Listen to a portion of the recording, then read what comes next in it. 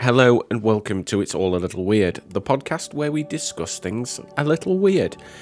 In today's episode, I would really like your feedback while we talk about this down in the comments. The possibilities of life after death, and also discussing some near-death experiences. Now, if you've never tuned into one of these podcasts, they are a little bit more free-thinking, a little bit more free-flowing. They're unedited, so I'm going to and air. I'll try not to do anything too rude, but we'll just ramble on. Now, near-death experiences and life after death is something that once you reach a certain age, you start to have some thoughts and some ideas of what's going to happen when you're gone. Existential crisis, you could call it almost. And this is one that I think about. I wouldn't say on a daily basis, but it's something that really springs to mind. What happens once we are gone? I don't think I'm one of those people who think when it's done, it's actually done. But I tend to have a feeling or a theory that maybe this can't be all there is. So before we get too deep into this, this is just the intro. So let's delve into what we think is happening after we shuffle off this mortal coil.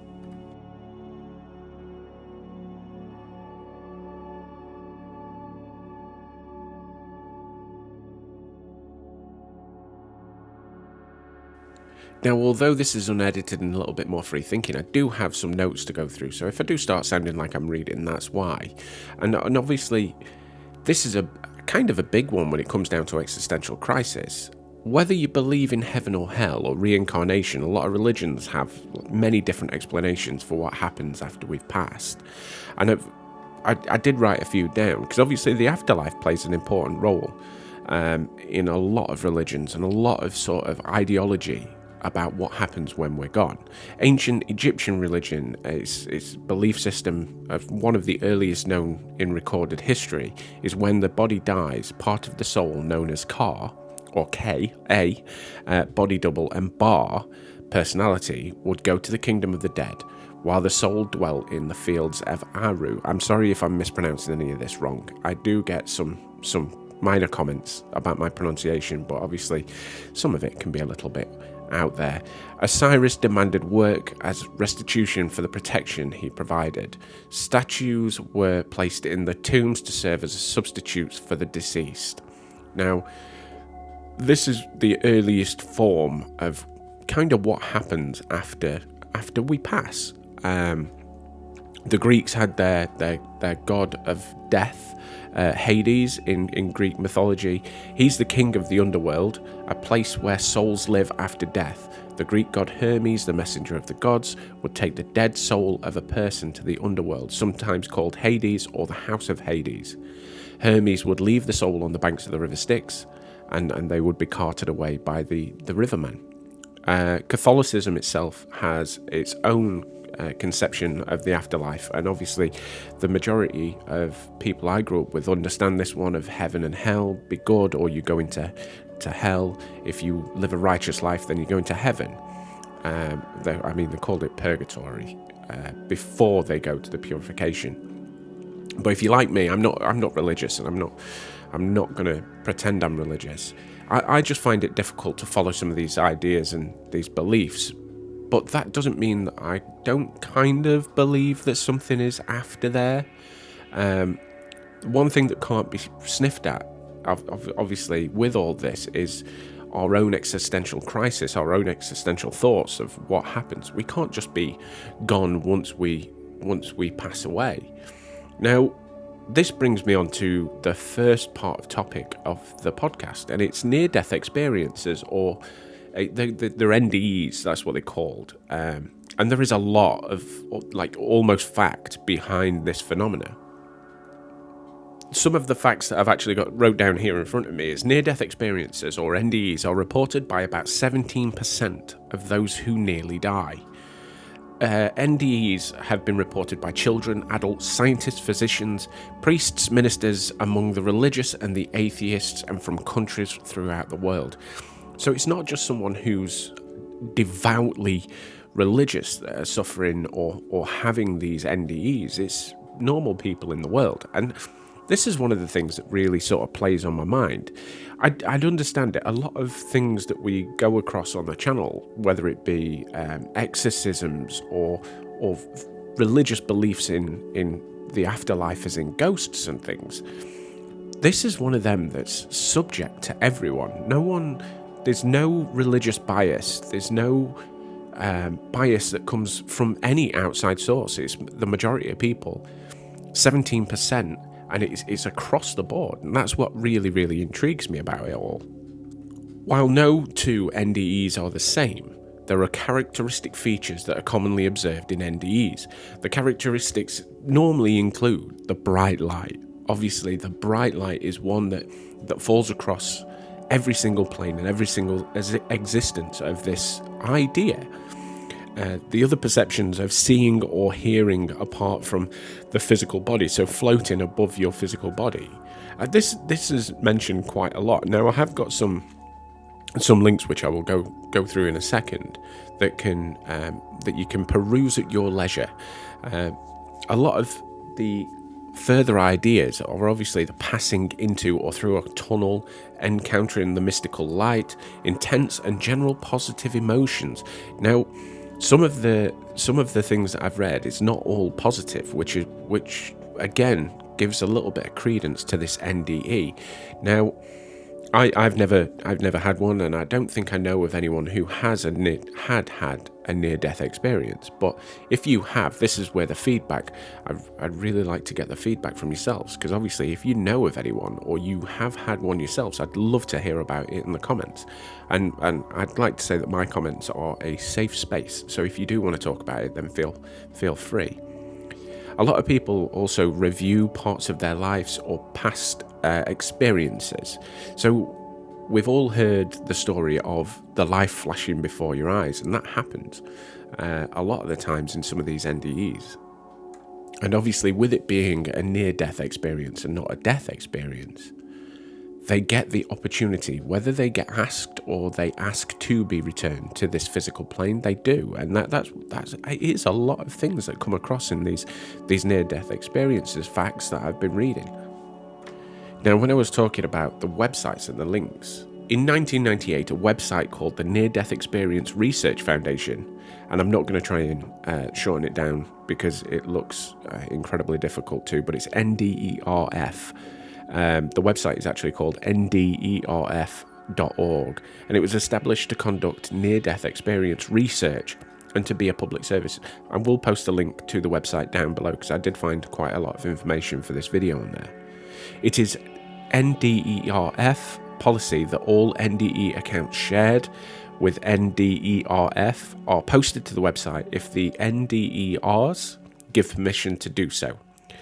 Nearly all of the people, they call themselves NDERs, so that's where that acronym's coming from. They allow their experiences to be posted on the website. Portions of the website include the NDE questionnaire. They've been posted in over 20 different languages. So it's, like I said, it's across the world. It's not just religious people that have near-death experiences. The NDERF website has consistently been at or near the top of websites listed from a Google search for the term near-death experience. And obviously the provenance of the NDERF website provides a unique opportunity to conduct a large-scale study of NDEs, including NDEs from around the world. At the current time, at time of recording this video, there are over 3,700 NDEs posted on the website, which is by far the largest collection of public accessible NDE accounts in the world. Now, one of the big things, I actually spent a little bit of time reading through a few of these, and when I say they have a collective thought process, I think a lot of people have their own experiences, and a lot of other things, UFO sightings, mass hysteria, and things like that can all be pulled together to pull out stories. But a lot of these people are in different countries, nowhere near each other, and they have seen, I wouldn't say the same thing, but quite a lot. But before I get into some of these stories, I'd like to say thank you to everyone that voted in the community tab. I did a poll on this.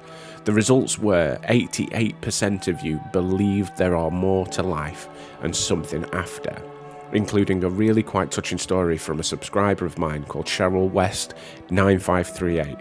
I'm not going to go into sharing it on here, but please just have a look on the community tab. I didn't want to share it because I haven't got her permission, but it is on the community tab, it is on the poll, and if you want to be included in any further podcast episodes, then please keep an eye out on the community tab posts. I do post polls and things like that on there, so head over and check it out. Now, I wanted to share a few of these stories with you to give you an idea of what the NDERF website sort of holds. So, I don't know whether they've got a number at the side of them, but I don't know whether they're in order or they're in relevance or they have their own filing system for how to do it. But I do have some names. Simona V. So her NDE, was on the 1st of the 2nd. It was posted on the 2nd of the 1st. Sorry, told you it's unedited. 2nd of the 1st, 2024, and it was stated like this. So this is a quote. Next, just like a light switching on, everything went from despair to complete and utter bliss. There was a brilliant sphere of light. This word does not give justice to what I witnessed. Filled with sparkling colours and purity, I had no fear, my body was relaxed, and I felt nothing but joy. Now, her NDA was due to drowning at age 11. Now, one of the things I'm not going to try and do in these is kind of debunk them, but is this, the question that arose with myself was, although she had a near-death experience when she was 11, does that mean that she reported on this a little bit later on in life and there's been a space of time between the near-death experience and actually writing it out, so it could be a little bit diluted? I'm not going to go into that, but it was a thought that sort of processed in my mind. Stephen's NDE, I keep on calling it NDA, it's not a non-disclosure agreement, it's a near-death experience. And his wrote, as I sank, I felt warm and comfortable, like being wrapped in a soft warm blanket. Then I was up in the rafters of the building looking down. I don't remember having a physical body. There was a warm something behind me that spoke into my head and saying, you have to go back. And again, this is an NDE due to drowning at age 4, shared 75 years later. Shayna writes, NDE 9741. A tunnel opened, and I seemed to have entered it. The tunnel was black with glowing electric lines and successively narrowing blue-green rings of light as the view went further back in the tunnel. I did not see any single bright light at the end of that tunnel. The tunnel was to my front right with a slightly upward gradient. And she had her near-death experience at age 6 during surgery for an emergency appendectomy, shared 79 years later. I have more as well. Harry W. near-death experience. It all felt completely different. Nothing had the weight of physicality. Things and people were surrounded by a glow emanating several inches around them. Then I watched the adults start to panic. My father became and my mother went into hysterics. The others were still frozen. I would now call them in shock at the unfolding event. All I heard was silence, and he didn't give a reason for his near-death experience, but he did say he was age 6. But not all of the NDEs that I was reading were all warm and fuzzy. I kind of got sucked into this rabbit hole that it could just potentially be a really nice website for people to share experiences. But Jacob D. wrote, he then moved a bit to his left and a chasm opened up between him and me.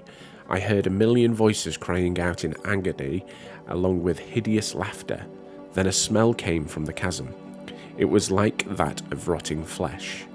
He then gave me the choice of either staying there at the gates of hell until Judgment Day or returning to this life in a painful, disfigured form. I then felt a sick feeling that was both painful and embarrassing. I immediately knew that this was the sensation that I was going to feel if I had have chosen to return. I guess I must have made my choice because my soul began a quick ascent back to my body, lying in a hospital bed. The entry felt like diving into a pool of warm water. Now, this is where it got a little bit sort of strange for me, because this falls into religious, because his near-death experience was due to a suicide attempt. So, again, I don't know when they wrote it, and I don't know how long between their near-death experience, and I don't want to say that I want to debunk it, but are these people that have sat there for a little bit and thought about it, or I don't know, and I don't want to show any disrespect to the people who've wrote that. I just want to make that clear, but there are a lot of them on there. Like I said, I will post a link to the nderf.org website down in the description. Now, this is the opposite side of the coin, that we kind of have some kind of idea at where sort of the near-death experience lies. That we see the bright light, we see the warming effects and everything else. But what is actually after death? Now, this is where we get into a little bit of theoretical thinking, because obviously there's no scientific proof on what's happening after we've passed. There's no roadmap of, look, you pass this mortal coil and then you go to the pearly gates, or you go to Valhalla, or anywhere else. We just simply don't know. There are a lot of scientific studies done into what happens after we die. Now, I don't want to get into it because it's a lot of theoretical, but what I would like to do is start off a conversation in the comments with my own theory on what happens after we die. Now, although it would be lovely to think that we all go and join up in the big place in the sky all together with family and loved ones that have passed, I also think that it would be nice. I don't deny that fact, but my theory, and I don't know how crazy this is going to sound, because obviously I'm just going to reel off a little bit of a theory, but I'm a believer in the hive mind theory. Now, by hive mind theory, I think that what happens is, once we pass, there's got to be some kind of sort of evidence almost for the theory that we go and see our loved ones. So why wouldn't it make a little bit more sense that we have a hive mind? Now, it's going to sound a little bit rambly because I'm no scientist, but if you think of the shared experiences that twins have, that's kind of where I base my theory on. Twins are strange, and I don't mean that as disrespectful, but when you think of twins that can sense each other's pain, they can think each other's thoughts, they know where each other are. We also have the experiences in the past where two twins have been split up from birth. They will then go and marry a woman of the same name with the same hair colour, and I don't think it's done on purpose. I think it's because in some way, somewhere in our psyche, somewhere in our brain, that we are linked. And that would sort of give a little bit of explanation for those weird goings-ons between twins. So what would it mean if we died, and once we'd passed, our hive mind connected back up, we would then be able to see our loved ones, not in a physical form, but at least in a mental capacity, where we would be connected once again. It's one of those things that I would like to think that we don't just get put in a box in the ground, or put in a fire, or however you want to be dealt with after we've passed. I would like to think that there is something slightly more, whether it be consciousness, or whether it be the process of the hive mind together, that then links us back up with the loved ones. I'm a firm believer in the £7 theory. Now, if you've never heard the £7 theory, that when we pass, the body loses £7 unexplainably. Now, £7 is quite a weight for someone to lose, even if it's the water or oxygen or anything else leaving their body. So why wouldn't that mean that our consciousness leaves our body and links back up with the loved ones that we have missed or the ones that have gone by? I don't think we'll all be sat there having a picnic in an astral plane or anything along those lines. But what's not to say that we link back up? That would be the perfect explanation for it. We link back up with the people that we have gone by in our past. I don't know. I don't know. That's just my thought. That's just my theory. I kind of almost believe that we are of a linked mind somewhere. It would give a whole explanation of things like soulmates and people who we connect to in our life on a level that we don't quite understand. Now, I don't know about your theory. That's why I said I'd like a little bit of interaction. Let me know in the comments what you think. But that's sort of my idea on what happens after we pass. Now, the body can die, but the consciousness lives on. And the consciousness links back up to this sort of hive mind. I've read very loosely some ideas on the linked universe and things like that, where people are expecting you to be connected to the universe in such a way that when we pass, our energy or our soul or whatever you want to call it links back up with the universe, and that will give that moment of return back to a family member or a loved one that we have lost. But again, it's just a theory. I hope that you've all got theories yourselves, and I can't think of something worse than living our life, doing what we can, pushing ourselves through, and then just it all ends. The brain may not live on. They are all theories. So I hope this gives you an insight into what I think, and also some really, really interesting stories out there on the NDERF. Like I said, the link to the website is down in the description. If you want, it is, I wouldn't say an interesting read because that makes it sound a little bit flimsy, but there are some great experiences on there. I would love to hear your feedback in the comments. And don't forget, once a month we do this podcast, and if you have enjoyed it, then please consider leaving a like and also subscribing for more. Anyway, until next time, this has been an episode of